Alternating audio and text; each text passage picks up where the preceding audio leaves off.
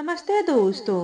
आज सुनिए माँ का दिमागी फितूर। मनाली सम्यक और अपने बीच किसी को नहीं आने देना चाहती थी, यहाँ तक कि अपना बच्चा भी। सम्यक हैरान था मनाली की इस सोच और उस रूप को देखकर। अब और कितना इंतजार करूं? मनाली, तुम कब लौटोगी? कब समझोगी खुद को? कब तुम नासमझी के बिहड़ से हमारे पास वापस आओगी? थक गया हूं मैं इन 21 सालों में तुम्हें संभालते संभालते। कभी कभी लगता है मैं भी तुम्हारी तरह नासमझ बन जाऊं, भूल जाऊं इस घर को, घर के हर एक पल को, प्रेम को, रिश्ते की तड़प को, तुम्हें सब भूल जाऊं और निकल जाऊं इस रेतीले तूफान को पार कर आगे किसी निर्झर की तलाश में। मगर जो अपनी बेटी किसा को देखता हूँ एक माँ के रूप में तुम्हें। मनाली, तो पैर मेरे खुद ही इस रेत के भंवर में धंसते जाते हैं। कैसे छोड़ जाऊं तुम दोनों को अकेले यहाँ? कोई चारा नहीं कि यहीं बैठ तुम्हारा इंतजार करता रहूं मैं। सवाल खाने को दौड़ते हैं मुझे कि कब तक? आज भी तुम वही गई हो जहां जाना कतई सही नहीं। फिर किसा परेशान होगी, उसकी पढ़ाई बाधित होगी। पापा, वह देखो, बिटिया आ गई कॉलेज से। अब मैं क्या जवाब दूंगा उसे?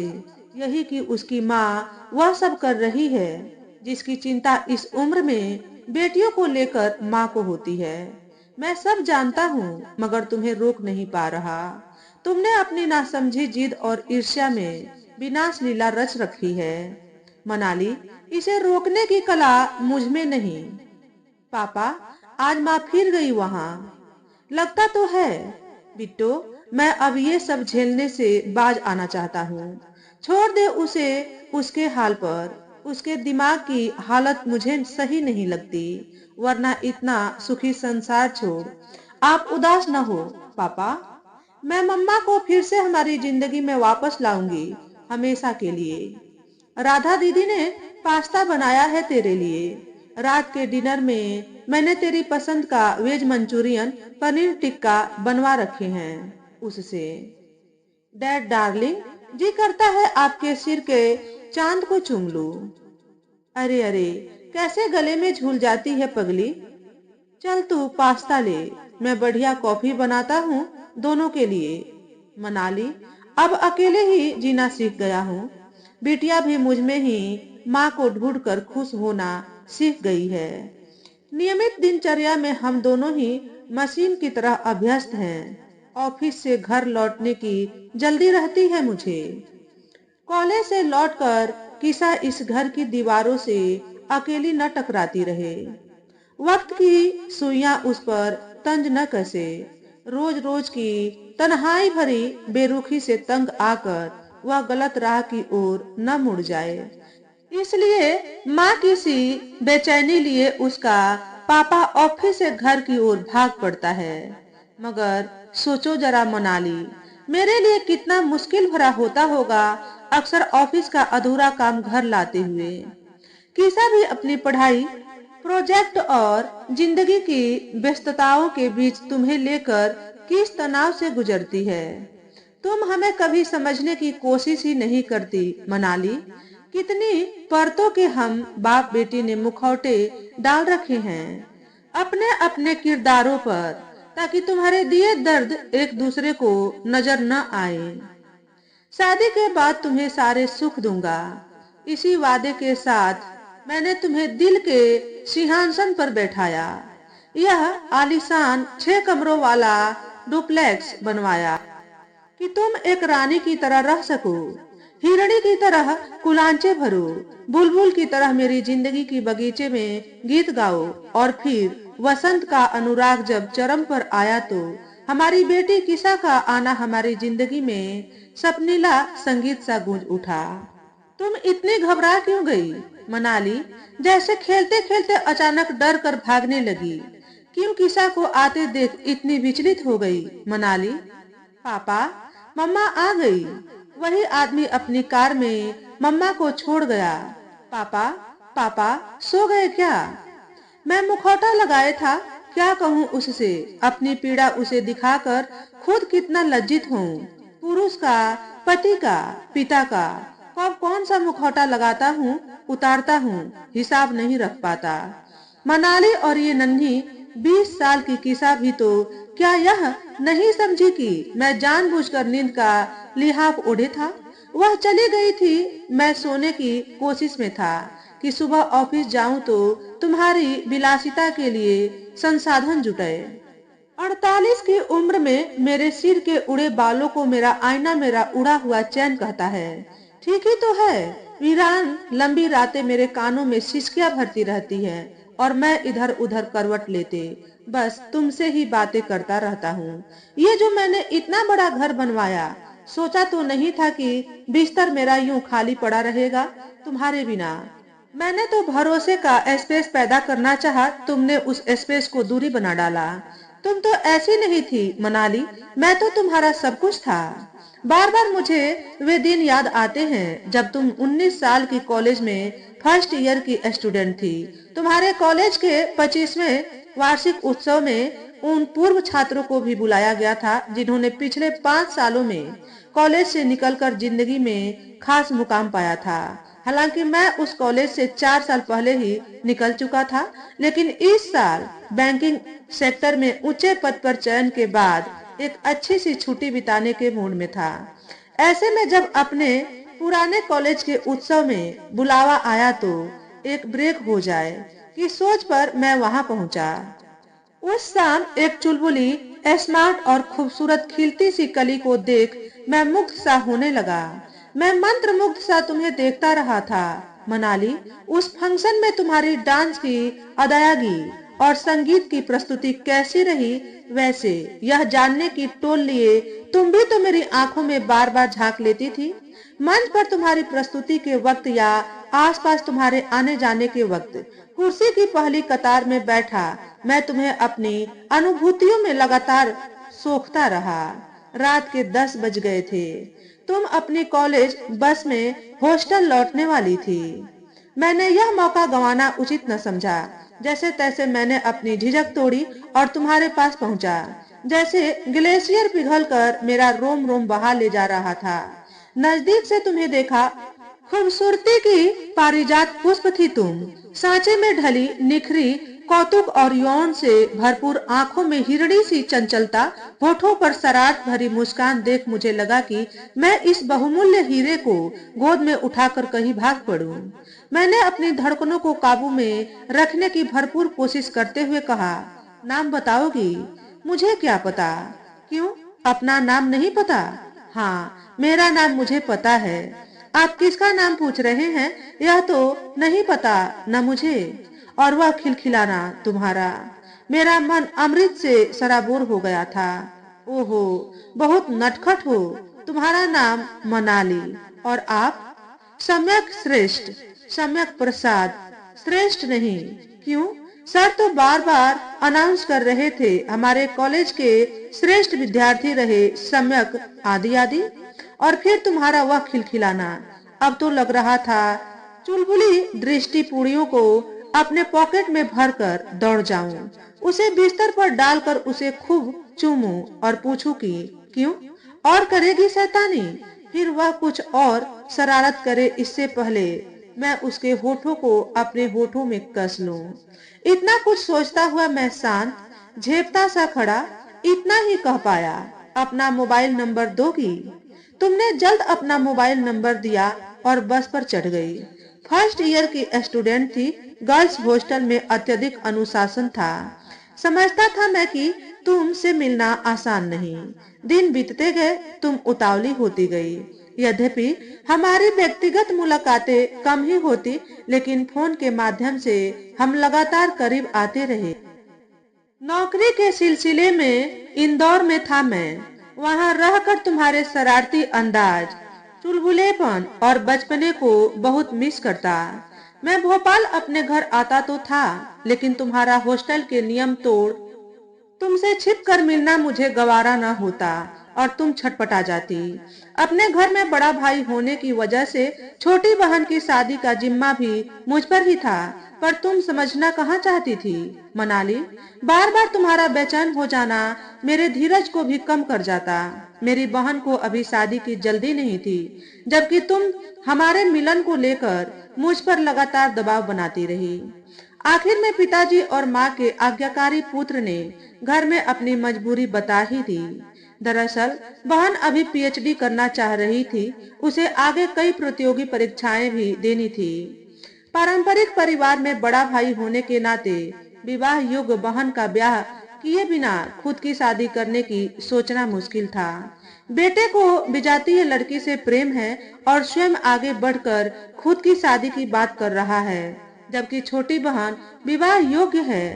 परिवार की मर्यादा को मैंने ठेस पहुंचाई तो माता पिता दोनों ने ही मुझसे बोलचाल बंद कर दी। उधर स्नातक का तीसरा वर्ष शुरू होते ही तुम्हारे घर वाले तुम्हारे लिए योग्य वर की तलाश में लग गए।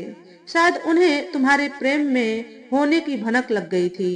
खबर सुनाई तुमने तो मैं बेचैन हो गया था, मगर एक ब्राह्मण कन्या को चाहने मात्र से अपनी पत्नी कैसे बना लूं, जबकि समाज ने जाति के कट्टर कानूनों के कांटे बिछा रखे थे मेरी राह पर। तुम्हारे फाइनल रिजल्ट के बाद तुम्हारे साथ तुम्हारे घर लखनऊ गया था मनाली।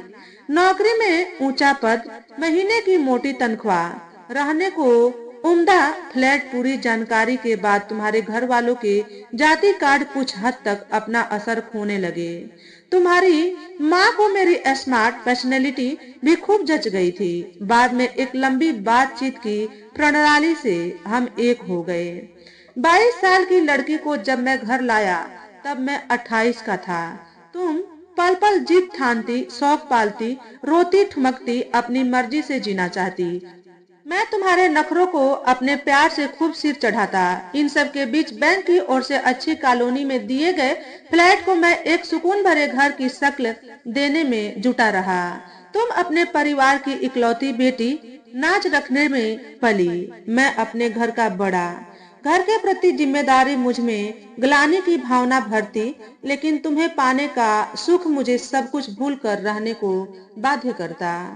बहन की शादी पक्की हुई तो खबर मिलते ही मुझे जाना पड़ा। तुमसे शादी में आने को कितना मनुहार किया था मैंने। तुम मेरे घर वालों से कुछ चिढ़ी सी थी, न आई। सोचा था शादी के खुशगवार माहौल में तुम्हें उनके बीच ले जाकर रख दूंगा तो तुम्हारी प्यारी सूरत और भोली व नटखट अदा पर माँ वारी जाएंगी, लेकिन तुमने यह होने न दिया। बहन की शादी की रस्म निभाते हुए तुम्हें लेकर पहली बार मन में एक कचोट सी हुई। इतने प्यार और सम्मान के बाद भी तुमने मेरी गुजारिश न मानी। रात के 10 बज रहे थे। ब्याह का अनुष्ठान चल ही रहा था कि गायनेकोलॉजिस्ट डॉक्टर अनुजा का इंदौर से फोन आ गया।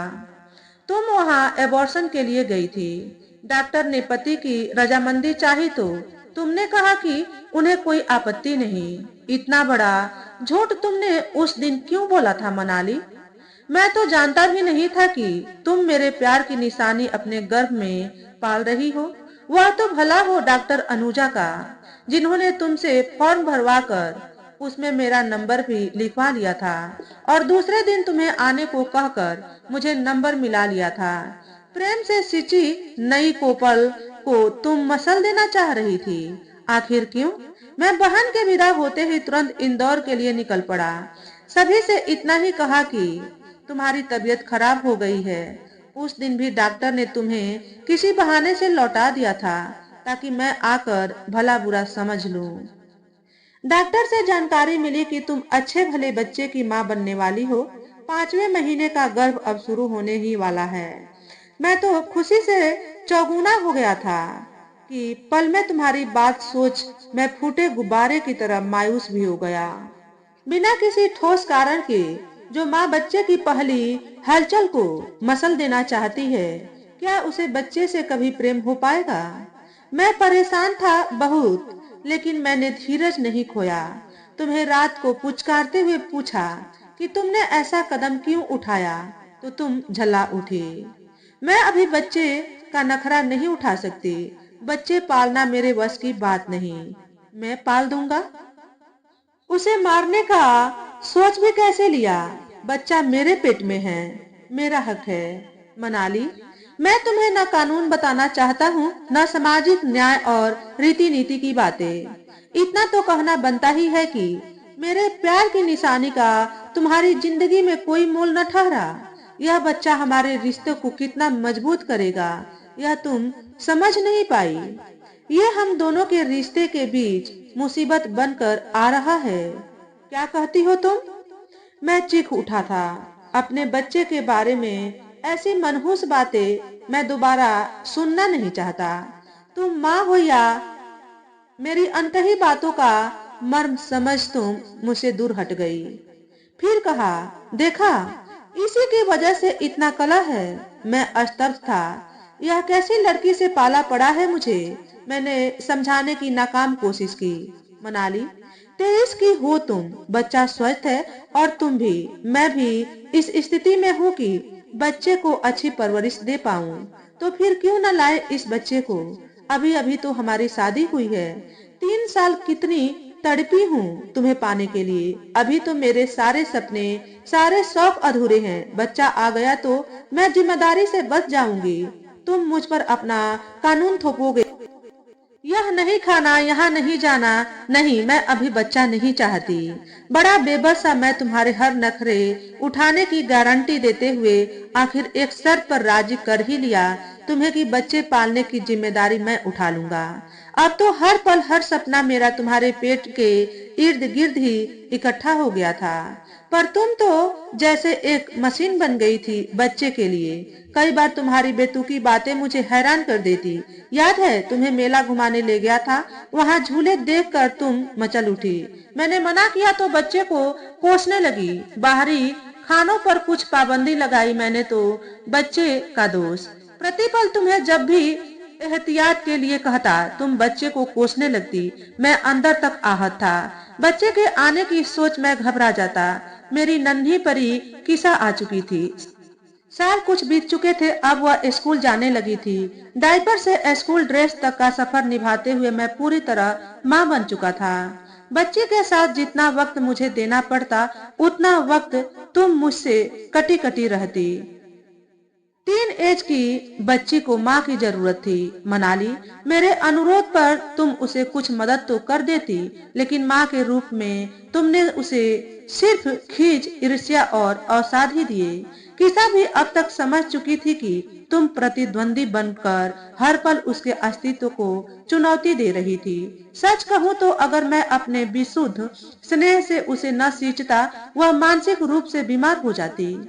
करवट लेकर सोने की कोशिश में छटपटाता सा मैं बिस्तर पर उठ बैठा। सोचा, पानी पी आऊं। 2 साल से तुमने अपना कमरा भी मुझसे अलग कर लिया था। बेटी के प्रति मेरा जुड़ाव तुम्हें इतना नागवार गुजरा कि किसा के आने के बाद से ही तुमने मुझसे कोफ्त भरे रिश्ते बना लिए। रात के 12 बज रहे थे।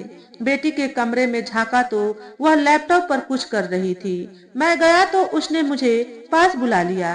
बेटा, सोई नहीं? मैंने पूछा। कैसे सोऊं पापा, जब तक आप दोनों को फिर से एक न कर दूं। यह अब क्या संभव होगा? सब संभव कर दूंगी। यह देखिए पापा, यह तो वीडियो है। मनाली मंच पर गाना गा रही है।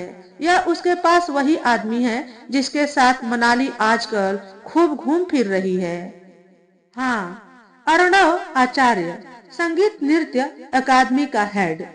कितनी बेशर्मी से मनाली के साथ डांस कर रहा है। पापा, शांत हो जाइए, सब सही होने की दिशा में है। मेरे साथ पढ़ती है अरुणा, उसे गाने में दिलचस्पी थी। मैंने सुझाया था कि वह इस आचार्य की अकादमी ज्वाइन कर ले। उनके काफी प्रोग्राम होते हैं, उसे लाइमलाइट मिलेगा। उसने वहां ज्वाइन किया तो मैंने माँ के साथ उसे फेसबुक फ्रेंड होने की सलाह दी। उसने मानी मेरी बात और उसी ने सारे वीडियो ऑडियो मुझे भेजे हैं। मम्मा हम दोनों को तो अपने साथ रखेंगी नहीं, उनका भला तो हमें ही देखना है ना। पापा, कुछ सीखें, करे वह। यह तो मैं हमेशा ही चाहता रहा, लेकिन उसने अर्थ का अनर्थ कर दिया। आपको समझती हूँ पापा, मगर मम्मा कुछ सीखने करने को बाहर नहीं जाती। वह बाहर हमें सबक सिखाने, खुद की ईर्ष्या की आग का इलाज ढूंढने जाती हैं। वह हमें जलाकर खुद शांति पाना चाहती हैं और अब माँ के दिमागी फितूर को भांप कर मौके का फायदा उठाना चाह रहा है अर्णव आचार्य। बदले की आग में जलते हुए उसने बाहर खुशियां ढूंढनी चाहिए।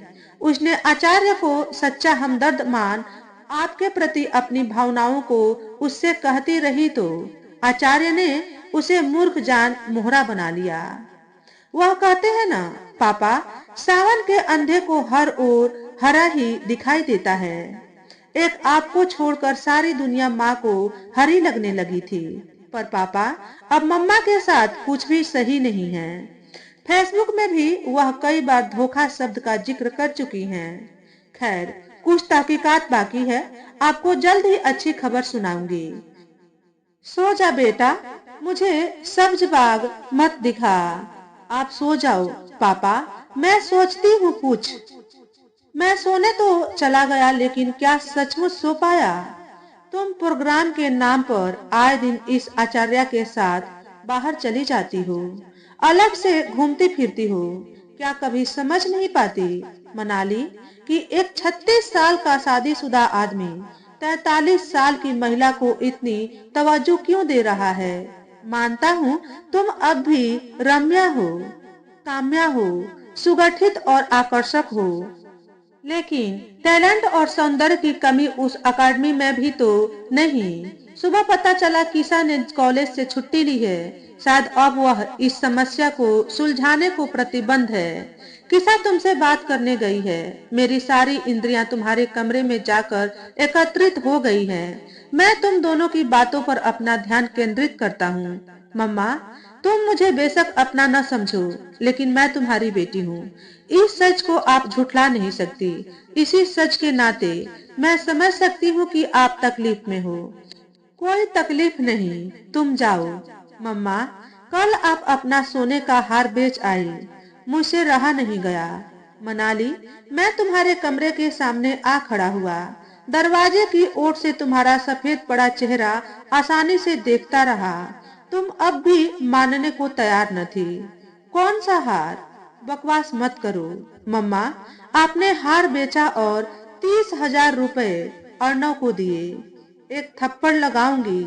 मनाली चीख पड़ी। ऑडियो सुनो मम्मा, किसी ने रिकॉर्ड करके भेजा है मुझे। अर्णव के कंधे पर सिर रखकर आपने हमारे प्यार के नीड़ को तोड़ने की भरपूर कोशिश की। समझ ही नहीं पाई कि आपको इतनी अय्याशी करवा रहा है। होटलों में रखकर आपके पीछे इतना खर्च कर रहा है, आपको मंच दे रहा है, तो सब कुछ निस्वार्थ। और आपने अपनी को की बेटी से भी निस्वार्थ प्रेम नहीं किया। ऑडियो में आप दोनों की बात साफ है, सुनो। मनाली, मेरे कानों में गर्म लोहे पिघल रहे थे। आचार्य साफ कह रहा था, मुझे खुश करो, शरीर से, दिल से, पैसे से, वरना भुगतने को तैयार रहो। वह तुमसे अभी 3 लाख रुपए की मांग कर रहा था। तुम्हारे गिड़गिड़ाने की आवाजें मेरे दिल पर 100-100 हथौड़े चला रही थी। अब भी कुछ बाकी है क्या? मम्मा, किसा की तेज गंभीर आवाज सुनाई पड़ी। ममता के अनुशासन तले तुम्हारा कद कितना छोटा हो गया था। मनाली, तुम सिर झुकाकर उदास बैठी थी, जैसे तुम वापस आना चाहती थी, लेकिन मैं तैयार नहीं था। मनाली, अब आज से घर से निकलना बंद है। मम्मा, आपका अर्णव मानेगा नहीं। उसे मनाना मुझे अच्छी तरह आता है। आप बस घर में रहो मम्मा, वरना मुझे सख्ती करनी पड़ेगी। किसा आज हमारे घर की बागडोर संभाल वाकई शक्ति स्वरूपा बन गई थी। ऑफिस तो चला गया था मैं। शान को किसा को फोन किया तो सारे पासे पलट चुके थे।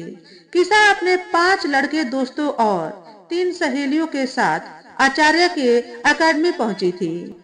वह भी तब जब सुबह वह वहां अकेला था। सभी ने मिलकर आचार्य के खिलाफ इकट्ठे सबूतों को उसे दिखाकर धमकाया कि मनाली जी को दोबारा कांटेक्ट करने की कोशिश की तो हड्डी पसली तो तोड़ कर रखी ही जाएगी। सारी बातें पुलिस की क्राइम ब्रांच को पहुंचेगी। पूरा अकादमी को चौपट कर दिया जाएगा। डराने वाले डरते भी कम नहीं। 3-5 लाख रुपए के लिए कोई अपनी इज्जत और व्यापार दांव पर नहीं लगाता। आचार्य की पूछ सिकुड़ चुकी थी। मैं बेहद खुश सा घर आ रहा था कि किसा का फिर फोन आ गया और उसने बाहर कॉफी शॉप में तुरंत मुझसे मिलने की बात कही। कुछ देर बाद हम कॉफी शॉप में बैठे बातें कर रहे थे, बल्कि किसा ही बात कर रही थी। उसने कहा, मेरी मम्मा ऐसी ही हैं, बेहद अपरिपक्व। वे आपसे इतना प्यार करती हैं कि अपनी बेटी से भी आपको साझा नहीं कर पाती। गुस्सा न होकर उसे समझने की कोशिश करो। पापा, उनके बचपने से ही तो आपने प्यार किया था। अब बदलाव की अपेक्षा क्यों? न बदले रहेंगी तो मेरी मम्मा और आपका प्यार ही ना। वादा करो। आज से ठीक वैसा ही वक्त बिताओगे मम्मा के साथ जैसा मेरे जन्म से पहले बिताया करते थे। मैं अब बड़ी हो गई हूँ पापा, अब मुझे भी अपनी जिंदगी खुद समझने दो। आप मम्मा पर ध्यान दो। मनाली, मैं अभिभूत था। ये हमारी वही बच्ची थी जिसे ममता का आंचल न मिला था। घर आया तो देखा तुम अपने बिस्तर पर उदास सोई पड़ी थी। हम दोनों बाप बेटी जाकर तुम्हारे अगल बगल सो गए। तुम अचंभित थी, रो पड़ी तुम। फिर कहा, मुझे माफ कर दो तुम दोनों। किसा ने मेरी ओर देखा। उसकी आंखों में मेरे लिए जैसे आदेश था। मैंने मनाली के गले में अपनी बाहें डालकर कहा, ये लो डाली बेड़िया, अब कभी हिलना भी मत। आंखों में पुरानी चमक लिए तुमने मेरी ओर देखा। मैंने तुम्हारे ललाट पर अपने होठों की निशानी रखी। किसा ने भी तुरंत वही किया जो मैंने किया। फिर वह खिलखिला पड़ी। तुम भाव विभोर हो किसा से लिपट गई। कितने सब्र के बाद आज मुझे यह दृश्य दिखा था। सांझ ढलने को थी। अंधियारा फैलने से पहले बिटिया ने बाती बनकर हमारा जग रोशन कर दिया था। तो दोस्तों, आज के वीडियो में बस इतना ही। अगर हमारे द्वारा बताई गई कहानी थोड़ी सी भी अच्छी लगी हो तो वीडियो को लाइक और शेयर करें। चैनल पर पहली बार आए हो तो चैनल को सब्सक्राइब करके बेल नोटिफिकेशन को ऑल पर सेट कर लें, ताकि आपको ऐसे ही अच्छे अच्छे वीडियो देखने को मिले। हमेशा खुश रहें, हमेशा स्वस्थ रहें। वीडियो देखने के लिए आपका बहुत बहुत धन्यवाद।